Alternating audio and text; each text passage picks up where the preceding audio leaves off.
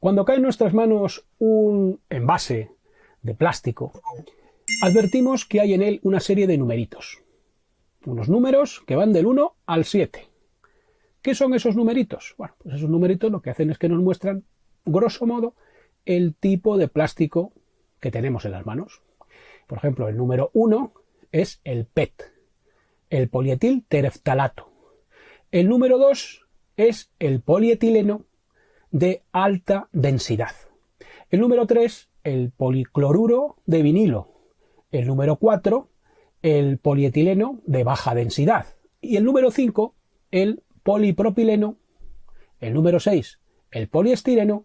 Y el número 7, otros, entre los cuales se incluye el policarbonato. Y hay gente que piensa que, bueno, que con eso ya nos han dicho todo lo que había que decir, que nos han dado toda la información que se nos podía dar, que con esto podemos saber perfectamente de qué está hecho ese plástico. Pero esto no es así, ni muchísimo menos. Ese es un numerito que se coloca ahí únicamente para el posterior supuesto reciclado de esos plásticos. Digo supuesto porque sabemos que a pesar de que las autoridades y las empresas que se ocupan de esto nos dicen que la mayor parte de los plásticos se reciclan, lo cierto es que lo que sabemos es que el mayor porcentaje de esos plásticos supuestamente reciclados, lo que sucede con ellos es que acaban en vertederos, que terminan siendo incinerados o que son exportados a países, frecuentemente países en vías de desarrollo, donde cabe suponer, y a veces más que suponer porque se ha comprobado, el tipo de gestión, entre comillas, que se hace en esos países. Muchos de esos plásticos acaban contaminando el medio ambiente, acaban contaminando las tierras, los mares, etc. Pero esa cuestión no es la que nos interesa. Lo que nos interesa aquí es la cuestión de los numeritos y la información que supuestamente nos dan acerca del plástico y de lo que el plástico contiene.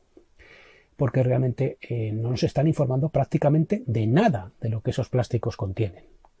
Los plásticos pueden contener centenares de sustancias químicas diferentes.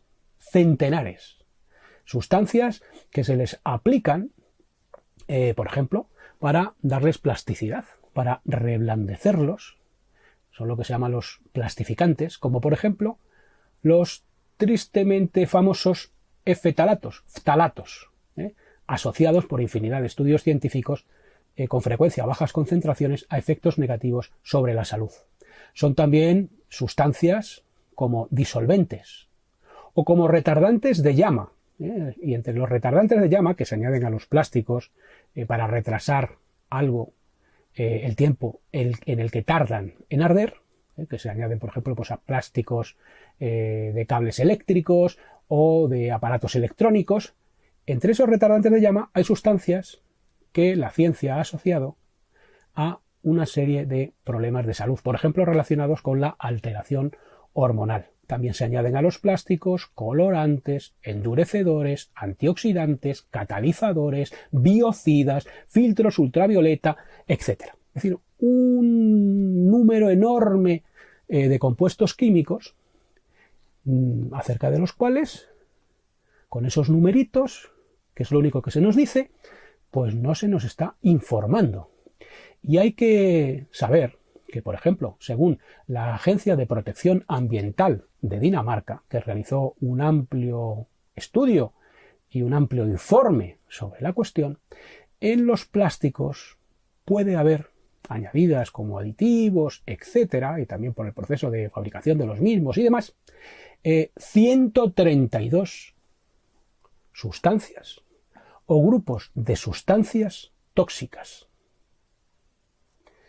Y siendo así, sería de desear que las industrias nos informasen de qué sustancias en concreto están compuestos los plásticos a los cuales nos exponemos.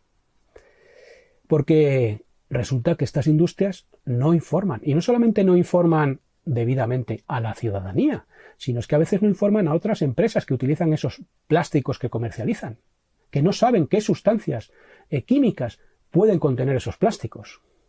Sería también de desear que las autoridades ejerciesen de tales, es decir, impusiesen su autoridad, si es que la tienen, para obligar a la industria a que nos informe acerca de qué sustancias en concreto, con todo detalle, contienen esos plásticos a los que nos exponemos. Porque como comenta la Agencia de Protección Ambiental de Dinamarca y centenares de científicos en todo el mundo, dentro de los plásticos hay sustancias que podrían afectar negativamente a nuestra salud. Y tenemos derecho a conocer a qué nos estamos exponiendo.